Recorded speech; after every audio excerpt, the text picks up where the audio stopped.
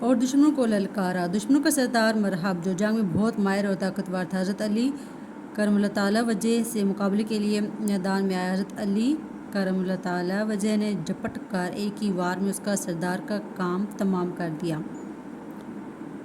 حضرت علی کرم اللہ تعالیٰ وجہ نے قلعے کا دروازہ اکھاڑ ڈالا اور اپنے ہاتھوں سے اٹھا لیا۔ یہ دروازہ اتنا مضبوط اور وزنی تھا کہ 40 افراد بھی اٹھا نہیں سکتے تھے۔ اس واقعے کی بنا پر حضرت علی کرم اللہ تعالیٰ وجہ کو فتح خیبر بھی کہتے ہیں۔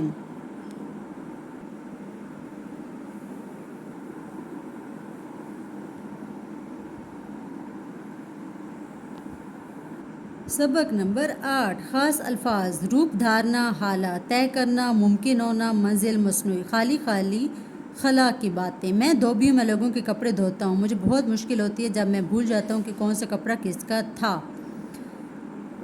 میں موچی ہوں، میں سب کے جوتے مرمت اور پالش کرتا ہوں۔ میں ڈاکٹر ہوں، مریضوں کا علاج کرتی ہوں۔ سب بچے ڈرامہ دیکھ رہے تھے۔ بچوں نے مختلف پیشوں کے لحاظ سے کپڑے پہنے ہوئے تھے اور سب اپنے بارے میں بتا رہے تھے۔ بہت مزہ آ رہا تھا جب دھوبی کا روپ دھارے نثار نے اپنا مسئلہ بتایا تو سب ہنس پڑے۔ اچانک خالد سب سے مختلف لباس پہنے اور سب حیران ہو گئے۔ اس نے اپنے بارے میں تفصیل سے بتانا شروع کیا اور اسٹیج پر چند بڑی تصاویر دکھا کر بہت سی معلومات دی۔ میں خلاباز ہوں۔ خلا کا مطلب ہے خالی۔ ہماری زمین کے ارد گرد گیسیں ہیں، ان گیسوں میں زمین کو لپٹا سمجھے۔ یہ گیسیں ہماری پودوں اور ہر طرح کی زندگی کے لیے بہت ضروری ہیں۔ زمین کے گرد گیسوں کے اس حالے سے باہر کی فضا خلا کہلاتی ہے۔ سائنس کی ترقی سے زمین پر ایک جگہ سے دوسری جگہ جانا آسان ہو گیا ہے۔ ہم مہینوں کا سفر گھنٹوں میں طے کرتے ہیں، اسی طرح اب زمین اور اس کی فضا سے باہر خلا میں جانا بھی ممکن ہو گیا۔ خلا میں جانے کے لیے خلائی جہاز، خلائی شٹل، راکٹ اور اس طرح کی دوسری سواریاں استعمال کی جا رہی ہیں۔ خلا کا مطلب ہے خالی۔ ان خلائی جہازوں کے تجربات کے لیے کبھی خالی بھیجا جاتا ہے اور کبھی اس میں خلاباز بھی جاتے ہیں۔ ان کی مدد سے چاند پر جانا ممکن ہوا۔ اب سائنسدانوں کی اگلی منزل سیارہ مریخ ہے اور اس سے آگے کے سیارے ہیں۔ اس کے علاوہ خلا میں مصنوعی سیارے بھی چھوڑے جا رہے ہیں۔ ان سیاروں کی مدد سے ہم پوری دنیا کے موسموں کے بارے میں پہلے سے جاننے لگے ہیں۔ اسی طرح بہت سے تجربات جو زمین پر نہیں ہو سکتے تھے ان اسٹیشنوں پر کیے جا رہے ہیں۔ خلا سے زمین کو دیکھنا ایک بہت ہی حسین تجربہ ہوتا ہے۔ زمین ایک بہت خوبصورت سیارہ ہے، یہ ہمارا گھر ہے۔ اس کو صاف رکھنا، اس کا خیال رکھنا ہماری ذمہ داری ہے۔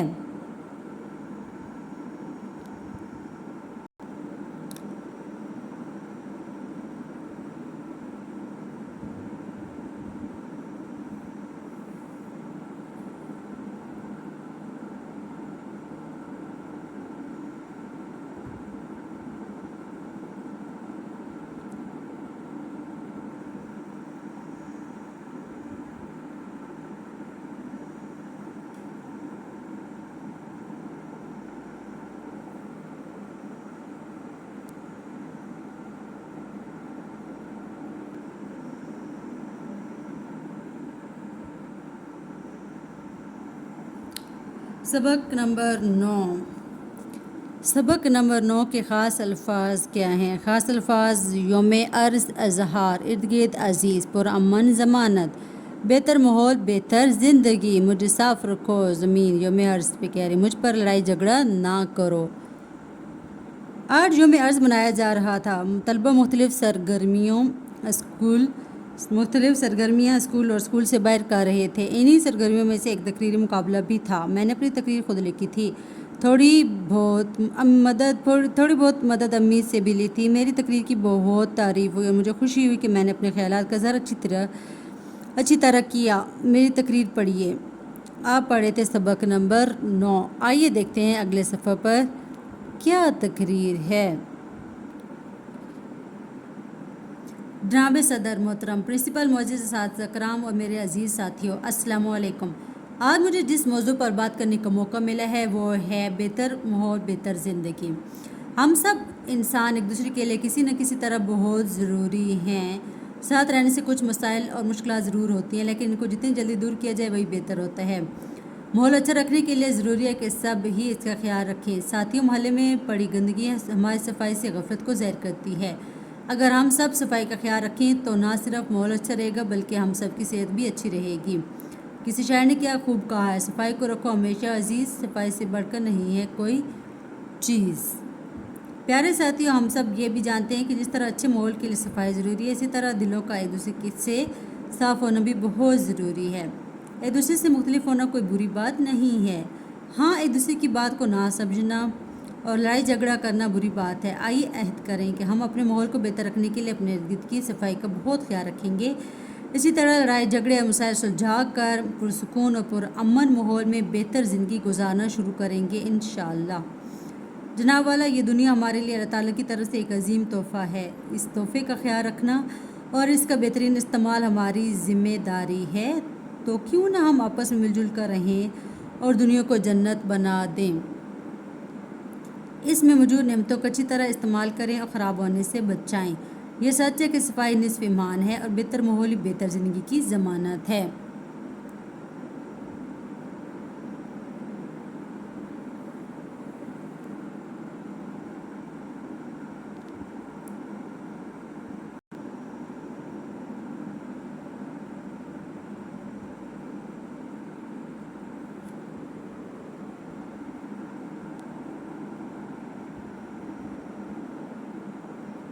ماحول کو صاف رکھیے۔ آپ اپنے ساتھ کھانے پینے کی چیزوں کے تھیلوں کے ساتھ ایک خالی تھیلا کوڑے کے لیے بھی لائیے۔ دریا کے پل پر ایک وقت میں ایک گاڑی چل سکتی ہے۔ کچرا کوڑے دان میں ڈالیے۔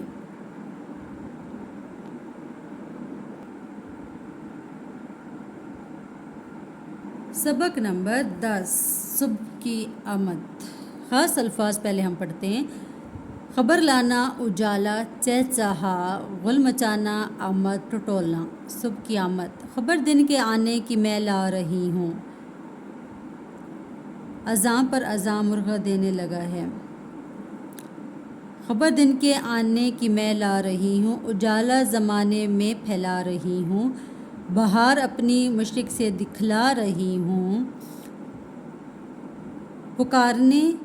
پکارے گلے صاف چلا رہی ہوں، اٹھو سونے والوں کہ میں آ رہی ہوں۔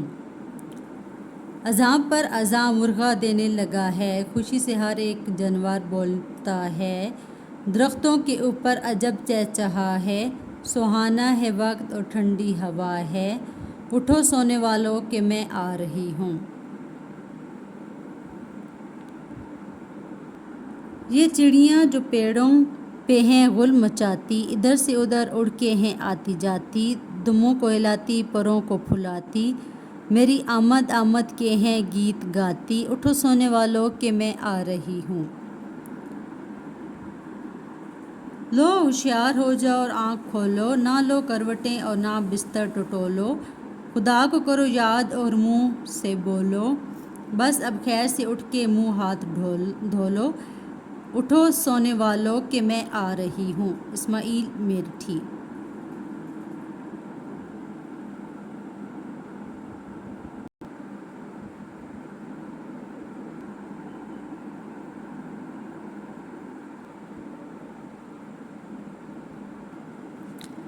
سبق نمبر 11، خاص الفاظ۔ افطاری، اہتمام، منظم، مشق، مشغول، رونق، سما، تہوار۔ رمضان اور عید الفطر۔ اللہ اکبر، اللہ اکبر۔ اذان کے آواز کے ساتھ ہی سب نے دعا پڑھی اور کھجور سے روزہ افطار کیا۔ مغرب کا وقت تھا، دسترخوان پر بڑے اور بچے سب ہی بیٹھے تھے۔ بڑوں نے روزہ رکھا تھا اور چھوٹے شوق سے افطار میں ان کا ساتھ دے رہے تھے۔ آج افطار میں تربوز بھی تھا اور پکوڑے بھی۔ زارا نے امی کے ساتھ افطاری بنانے میں مدد کی تھی اور دسترخوان لگانے میں بھی سب کو بہت مزہ آ رہا تھا۔ روزہ داروں کے لیے تو شربت بہت فرحت بخش تھا۔ روزہ کھولنے اور افطار کرنے کے فوراً بعد سب مرد اور لڑکے مسجد میں مغرب کی نماز ادا کرنے کے لیے چلے گئے۔ امی، دادی جان اور زارا نے کمرے میں ایک طرف جا نمازیں بچھائیں اور نماز پڑھنے کھڑی ہو گئیں۔ نماز پڑھنے اور دعا مانگنے کے بعد زارا نے سوچا رمضان میں کتنا مزہ آتا ہے، سب کام ایک ساتھ ہوتے ہیں، صبح سحری میں ایک ساتھ کھانا، فجر کی اذان پر سب کا کھانا پینا روک دینا، پھر دن میں قرآن مجید کی تلاوت کا اہتمام، شام کی افطاری کی تیاری اور پھر مغرب کی اذان پر ایک ساتھ روزہ کھولنا۔ واقعی اللہ تعالیٰ نے ہمیں منظم کرنے کے لیے کتنی اچھی طرح پورے مہینے کی مشق کروائی ہے تاکہ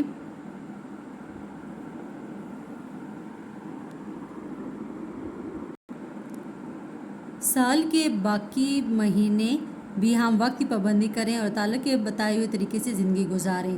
افطاری کے بعد پھوپھی جان آ گئی تھیں اور اب سب مل کر عید کی تیاری کے لیے بازار جا رہے تھے۔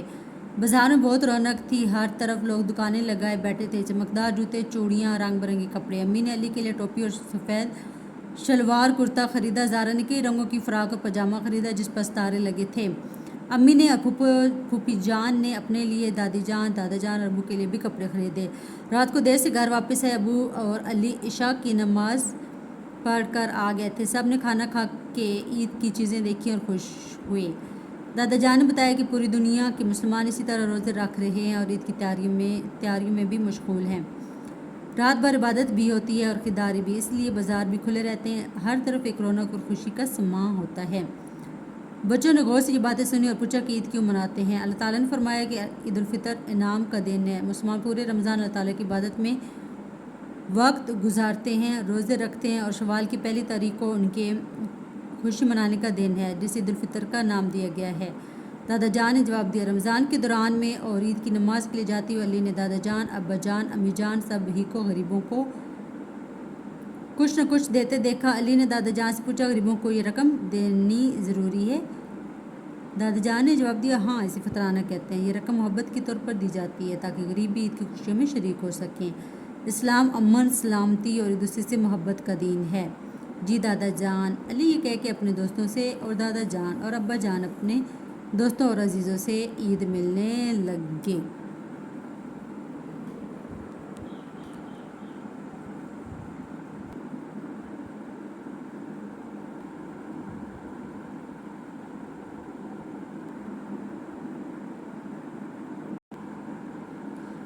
خاص الفاظ: قومی قدرتی مناظر، پیغام، شرکت، جذبہ بیدار۔ ہمارے قومی شاعر علامہ محمد اقبال رحمۃ اللہ علیہ ہمارے قومی شاعر ہیں۔ ان کا پورا نام شیخ محمد اقبال تھا۔ وہ 9 نومبر 1877 کو سیالکوٹ میں پیدا ہوئے۔ لب پہ آتی ہے دعا بن کے تمنا میری، زندگی شمع کی صورت ہو خدایا میری، میرا پیارا بالی۔ ان کے والد کا نام شیخ نور محمد تھا۔ ان کی والدہ کا نام امام بی بی تھا۔ ان کی والدہ انہیں پیار سے بالی کہتی تھیں۔ علامہ اقبال رحمۃ اللہ علیہ کو بچپن سے پڑھنے لکھنے کا بہت شوق تھا۔ اپنے اساتذہ کرام سے بہت سیکھتے تھے، ان کی بہت عزت کرتے تھے اور تمام مضامین میں دلچسپی لیتے تھے۔ اس کے ساتھ ساتھ انہوں نے اسکول کے زمانے سے شعر کہنے شروع کر دیے تھے۔ سیالکوٹ اور لاہور سے تعلیم مکمل کر کے اعلیٰ تعلیم کے لیے یورپ گئے۔ وہ تعلیم کے ساتھ ساتھ شاعری بھی کرتے رہے۔ قدرتی مناظر پر کئی نظمیں لکھیں جن میں کوئی نہ کوئی پیغام موجود ہے۔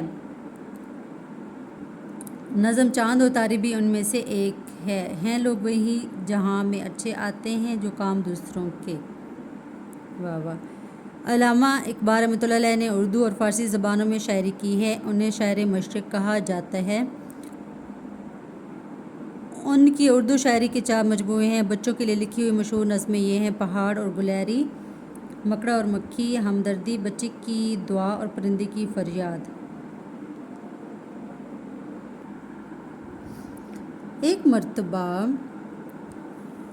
کسی ملاقاتی نے علامہ اقبال رحمۃ اللہ علیہ سے سوال کیا کہ آپ نے بہت سی کتابیں پڑھی ہیں، ان میں بہترین کتاب کون سی ہے؟ اس پر آپ رحمۃ اللہ علیہ نے سوال کرنے والے سے کہا، ذرا ٹھہرو، ابھی آتا ہوں۔ آپ تھوڑی دیر میں واپس کمرے میں تشریف لائے اور ایک کتاب اس شخص کے ہاتھوں پر رکھتے ہوئے کہا، یہ قرآن مجید۔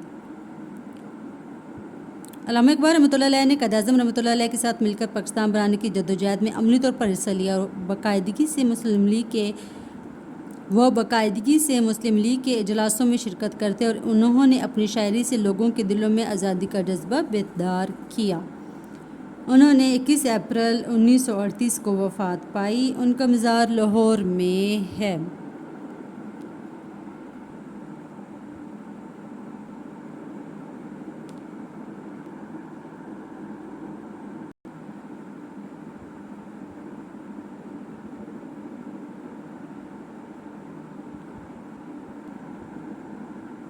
سبق نمبر 13 ہمدردی۔ ٹہنی پہ کسی شجر کی تنہا بلبل تھا، کوئی اداس بیٹھا، کہتا تھا کہ رات سر پر آئی، اڑنے چگنے میں دن گزارا، پہنچوں کس طرح اشیاء تک، ہر چیز پہ چھا گیا اندھیرا۔ سن کر بلبل کی آزاری جگنو کوئی پاس ہی سے بولا، حاضر ہوں مدد کو جان و دل سے، کیڑا ہوں اگرچہ میں ذرا سا، کیا غم ہے جو رات ہے اندھیری، میں راہ میں روشنی کروں گا، اللہ نے دی ہے مجھ کو مشعل چمکا کے مجھے دیا بنایا، ہیں لوگ وہی جہاں میں اچھے، آتے ہیں جو کام دوسروں کے۔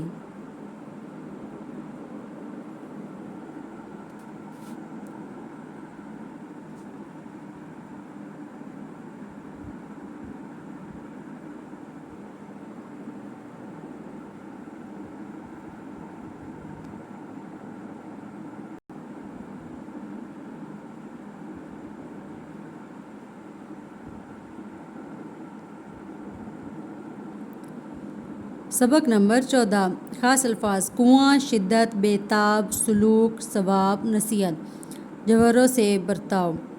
ایک مرتبہ ہمارے پیارے نبی حضرت محمد رسول اللہ خاتم النبیین صلی اللہ علیہ وآلہ وسلم صحابہ کرام رضوان اللہ تعالیٰ علیہم اجمعین کے درمیان تشریف فرما تھے اور ان سے باتیں کر رہے تھے۔ ہمارے پیارے نبی حضرت محمد رسول اللہ خاتم النبیین صلی اللہ علیہ وآلہ آلہ وصحبہ وسلم نے فرمایا، ایک آدمی سفر کر رہا تھا، راستے میں سے سخت پیاس لگی، اس کو ایک کنواں نظر آیا، اس آدمی نے کنویں سے پانی لے کر پیا، جب واپس آیا تو دیکھا کہ قریب ایک کتا پیاس کی شدت سے بےحال ہو کر مٹی چاٹ رہا ہے۔ اس شخص نے سوچا کہ یہ بھی میری طرح پیاس ہے، اس نے واپس جا کر اپنے چمڑے کے موزے میں پانی بھرا اور لا کر کتے کو پلایا۔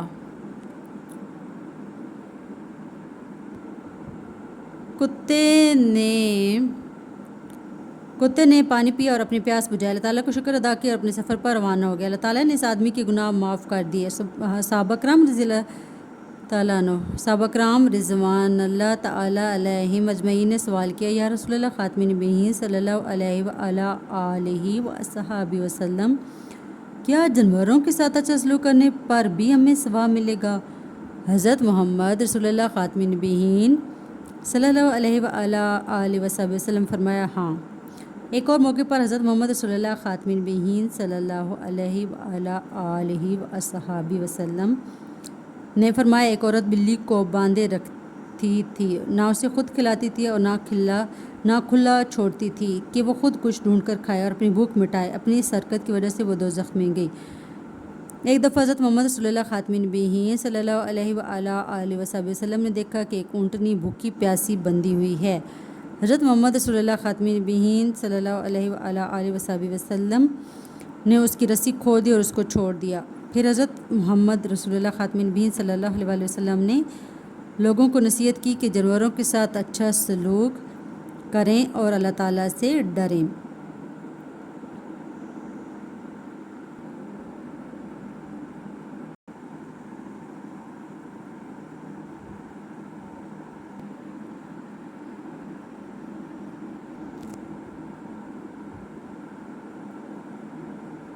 سبق نمبر 15 بلو کا بستہ۔ خاص الفاظ: کاغذ کا دستہ، جمپر، جرابیں، پٹاری، عمر کی کچی منہ بنانا۔ بلو کا بستہ: چھوٹی سی بلو، چھوٹا سا بستہ، ٹھونسا ہے جس میں کاغذ کا دستہ، لکڑی کا گھوڑا، روئی کا بھالو، چورن کی شیشی، آلو کا چالو۔ بلو کا بستہ جن کی پٹاری، جب اس کو دیکھو پہلے سے بھاری، لٹو بھی اس میں، رسی بھی اس میں، ڈنڈا بھی اس میں، گلی بھی اس میں، اے پیاری بلو یہ تو بتاؤ کیا کام کرنے اسکول جاؤ؟ اردو نہ جانوں، انگلش نہ جانوں، کہتی ہوں خود کو بلکیس بانو، عمر کی اتنی کچی نہیں ہوں، 6 سال کی ہوں بچی نہیں ہو، باہر نکالو لکڑی کا گھوڑا، یہ لٹو رسی، یہ گلی ڈنڈا۔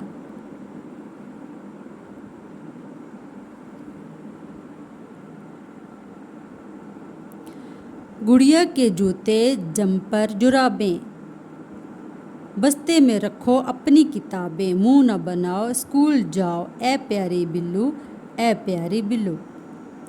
ابن انشا۔